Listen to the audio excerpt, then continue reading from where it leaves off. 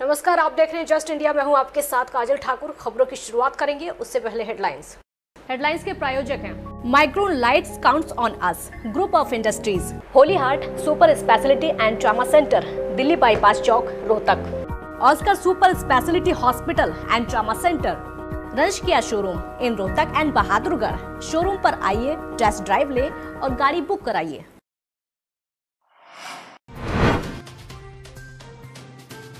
हरियाणा में 7,327 संक्रमितों का आंकड़ा, 4,236 एक्टिव केस। प्रदेश में कोरोना ने ली 88 लोगों की जान।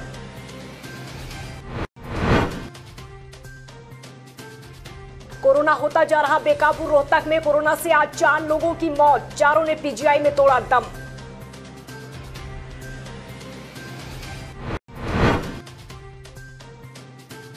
पीटीआई अध्यापकों के समर्थन में आए कांग्रेस नेता रणदीप सुरजेवाला, बोले पीटीआई अध्यापकों ने की निस्वार्थ सेवा, सरकार का काम नौकरी देना है, छीनना नहीं। और उप मुख्यमंत्री दुष्यंत चौटाला का बड़ा ऐलान, हिसार ऑटो मार्केट में लगेंगे 3 वाटर कूलर। विधायक नैना चौटाला ने कहा प्रभावित 19 गांव का होगा कायाकल्प, सोलर पैनल से स्कूलों में बिजली की किल्लत होगी खत्म। खबरों की शुरुआत इस वक्त की बड़ी खबर के साथ करते हैं और बड़ी खबर रोहतक से है। कोरोना को लेकर बड़ी और बुरी खबर आपके सामने। रोहतक में कोरोना की वजह से आज 3 लोगों की मौत हुई। रोहतक पीजीआई में तीनों ने दम तोड़ा। आपको ये बता दें कि मृतकों की संख्या लगातार बढ़ती जा रही है और आज जो पीजीआई में लोगों ने दम तोड़ा है उनमें उनकी जो उम्र बताई जा रही है 46, 50 और 53 साल। आज पीजीआई में कोरोना की वजह से 4 लोगों की मौत हुई है। एक मौत सुबह हुई थी। हाउसिंग बोर्ड कॉलोनी का रहने वाला व्यक्ति था, उसने रोहतक पीजीआई में कोरोना की वजह से दम तोड़ा और फिर उसके बाद 3 लोगों की मौत कोरोना की वजह से हो गई। तो रोहतक में अब तक 9 लोगों की मौत हो चुकी है। जिले में संक्रमितों का आंकड़ा बढ़ता चला जा रहा है। 307 संक्रमितों का आंकड़ा हो चुका है। इस वक्त की बड़ी खबर रोहतक से आपके सामने। आज रोहतक पीजीआई में 4 लोगों ने दम तोड़ा है कोरोना ने। आपको ये भी बता दें कि मृतकों की जो उम्र बताई जा रही है वो 46 साल, 50 साल और 53 साल। आज पीजीआई में कुल मिलाकर 4 मौतें हुई हैं कोरोना की वजह से। देश भर में जानलेवा कोरोना वायरस के मामले दिन ब दिन रिकॉर्ड स्तर पर पहुंच रहे हैं। पिछले 24 घंटों के अंदर देश में 11,502 नए मामले सामने आए। वहीं पिछले एक दिन में 325 लोगों की मौत हुई है। इसी के साथ देश में मरने वालों का आंकड़ा 9,520 पहुंच गया है। स्वास्थ्य मंत्रालय के ताज़ा आंकड़ों के मुताबिक अब तक 3,32,434 मामले सामने आ चुके हैं। वहीं 1,69,798 लोग ठीक हुए हैं। आपको ये भी बता दें कि कोरोना मामलों की जो संख्या है 100 से 1 लाख तक होने में 64 दिन लगे, 2 लाख होने में तकरीबन 15 दिन लगे, जबकि 10 दिनों में ये आंकड़ा 3 लाख पहुंच गया। देश में अब तक 49.9% मरीज ठीक हो चुके हैं। वहीं हरियाणा में संक्रमितों का आंकड़ा 7,327 हो चुका है। तो वहीं 28 लोगों की कोरोना की वजह से मौत अब तक हो चुकी है। प्रदेश में 4,236 एक्टिव केस है और 3,003 मरीज ठीक होकर अपने घर जा चुके हैं। हरियाणा में 8 दिन में मामले डबल हो रहे हैं। हिसार ऑटो मार्केट के दुकानदारों और मिस्त्रियों की वर्षों पुरानी मांग पूरी होने जा रही है, क्योंकि ऑटो मार्केट में अब 3 वाटर कूलर लगाए जाएंगे ताकि चिलचिलाती धूप में लोगों को ठंडा पानी पीने के लिए मिल सके। डिप्टी सीएम दुष्यंत चौटाला ने इसके लिए नगर निगम हिसार को 1,86,000 राशि भिजवा दी है। और वहीं बाडरा से जननायक जनता पार्टी की विधायक और दुष्यंत चौटाला की मां नैना चौटाला ने कहा है कि दादरी जिले में खनन प्रभावित 19 गांव के राजकीय स्कूलों का कायाकल्प करने के लिए 380 लाख रुपए की राशि जारी की गई और काम शुरू करने के लिए जल्द टेंडर मांगे जाएंगे। गढ़वाल सभा रोहतक इकाई ने भाजपा प्रदेश संगठन महामंत्री सुरेश भट्ट की प्रेरणा से कोरोना महामारी के चलते 1 लाख रुपए इकट्ठे किए और गढ़वाल सभा एकता कॉलोनी रोहतक इकाई द्वारा हरियाणा के मुख्यमंत्री कोरोना राहत कोष में सभा की तरफ से भाजपा जिलाध्यक्ष अजय बंसल को 1 लाख रुपए का चेक सौंपा गया। शमशेर सिंह खरक ने बताया कि सभी पदाधिकारियों और सदस्यों ने अपने निजी कोष से इकट्ठे होकर अपनी सभा की तरफ से मुख्यमंत्री कोरोना रिलीफ फंड में 1 लाख रुपए दान किए।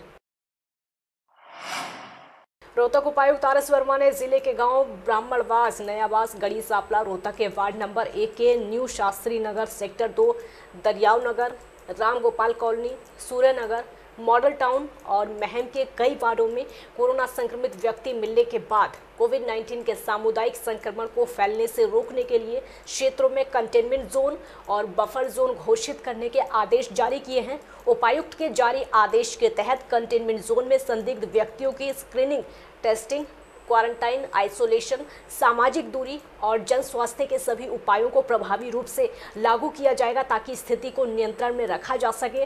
स्वास्थ्य विभाग की टीमों द्वारा कंटेनमेंट जोन में स्थित हर घर के हर व्यक्ति की घर घर जाकर स्क्रीनिंग और थर्मल स्कैनिंग की जाएगी। साथ ही इन स्वास्थ्य टीमों को सभी निजी सुरक्षा उपकरण उपलब्ध करवाए जाएंगे जो सभी घर के प्रवेश द्वार, दरवाजों की कुंडियों को पूरी तरह सैनिटाइज करेंगी।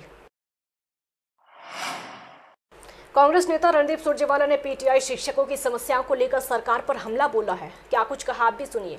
1983 पीटीआई अध्यापकों की बर्खास्तगी ने इनके व इनके परिवारों के सपने व भविष्य पूरी तरह से चकनाचूर और धराशाही कर दिए हैं। सरकार का काम नौकरी देना है, नौकरी छीनना नहीं।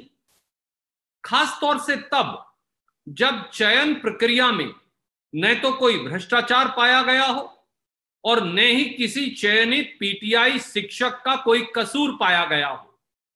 ऐसे में चयन प्रक्रिया संपूर्ण करने वाली एजेंसी की खामियों की सजा इन 2000 पीटीआई अध्यापकों और उनके परिवारों को क्यों मिले, सवाल सीधे सीधे ये उठता है।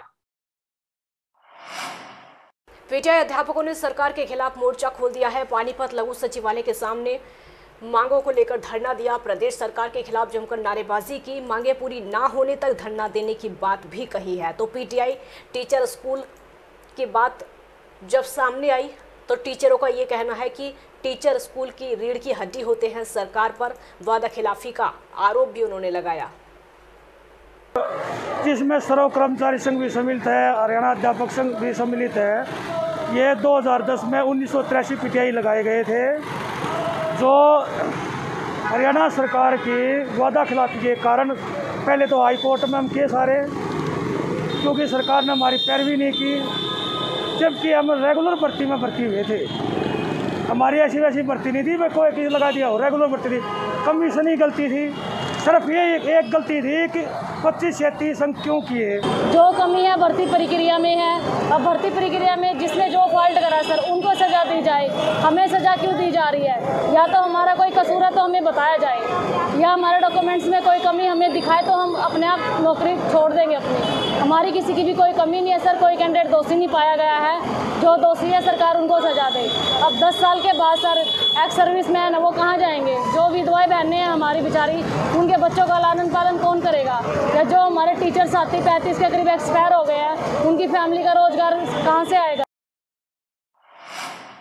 एएमवी अध्यक्ष विक्रम सिंह डुमोलिया के नेतृत्व में एक प्रतिनिधि मंडल राजभवन चंडीगढ़ पहुंचा, जिसमें एक तो अनुसूचित जाति के प्रतिनिधित्व का मुद्दा और वहीं दूसरा मठ में उगड़ पीर मठ साधु संतों की लगभग 250 साल पुरानी समाधियां हैं, उनको तोड़ने का मुद्दा था। तो एएमवी अध्यक्ष विक्रम सिंह डुमोलिया का कहना है कि डेरे को लॉकडाउन का फायदा उठाकर महंत बाबा बालकनाथ ने तोड़वा दिया, जो साधु संतों का बहुत बड़ा अपमान है, जिससे हजारों श्रद्धालुओं की आस्था जुड़ी।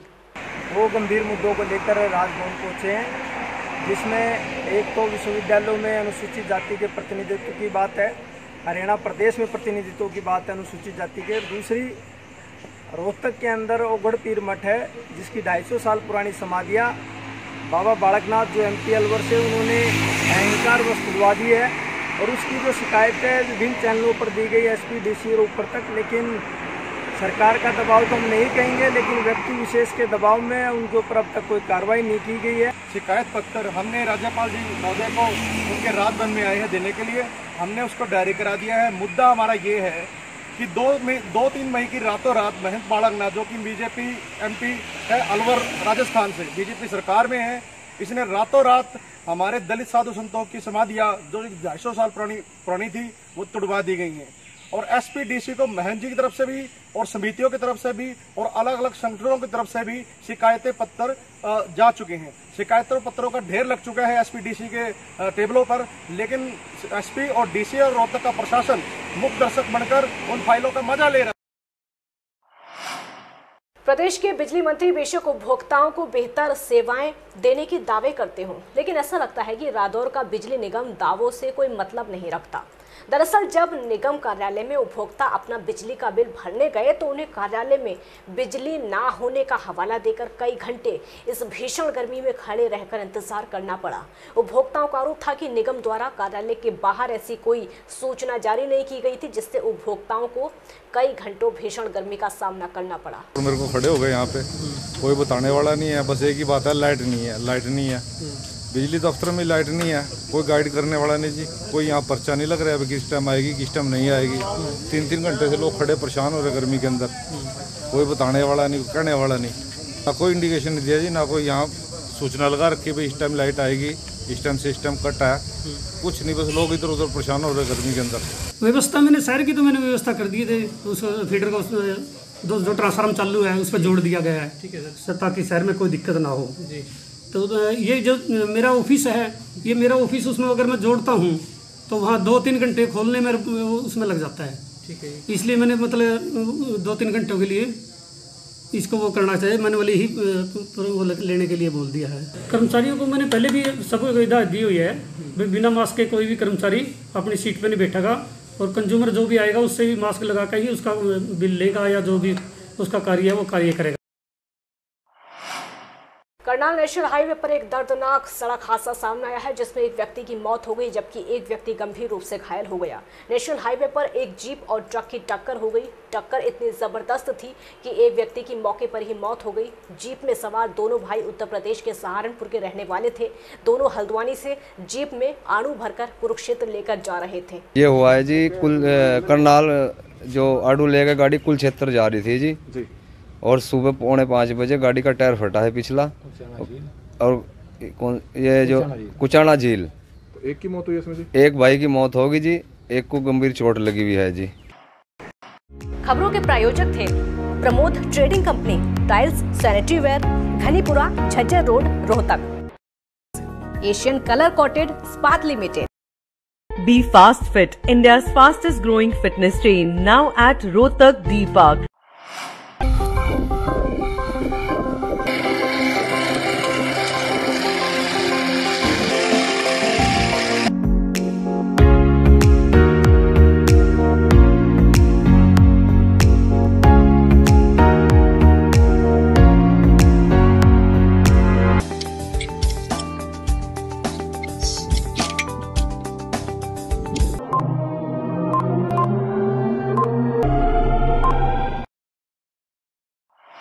Holy Heart Super Speciality and Trauma Center.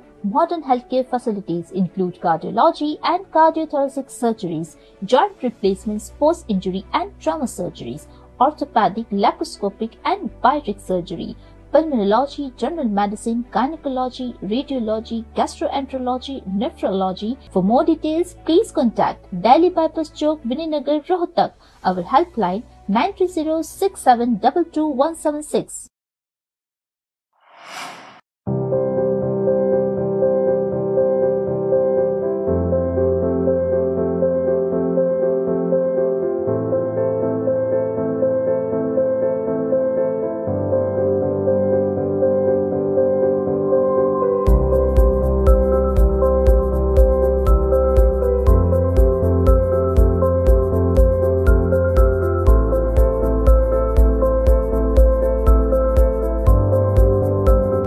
Offer का लाभ उठाने आइए IFV point Rohtak, Sonipat road near railway crossing, Rohtak.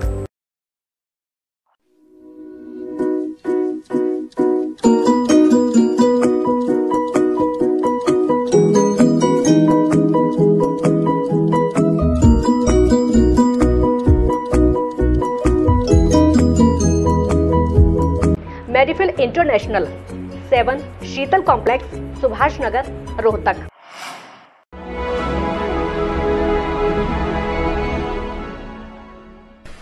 चाचा, आपने नया घर बनवाया है तो घर की छत पर कौन सी शीट लगवाई है?